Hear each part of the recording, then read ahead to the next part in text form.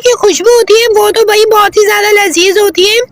मतलब बिरयानी को अगर देखा जाए तो बिरयानी तो बनती ही जो है ना खुशबू से। ये देखिए कितनी खूबसूरती के साथ जो है मैं मैरिनेट कर रही हूँ, इसे मिक्स कर रही हूँ, मिक्स वेल कर रही हूँ, अच्छी तरीके से मैं इसे मिक्स कर रही हूँ खूबसूरत खूबसूरत तरीके से। ये देखें, अब मैं कवर करूंगी 10 से 15 मिनट के लिए हल्की आंच पर जो है ना मैं इसे पका रही हूँ। ये लीजिए माशाल्लाह सुभान अल्लाह, तैयार है आपकी वीआईपी और खूबसूरत सी बिरयानी जिसकी तारीफ करे पूरा खानदान के भाई बिरयानी हो तो ऐसी। अब मैं स्टेप 3 आप लोगों को बताने वाली हूँ।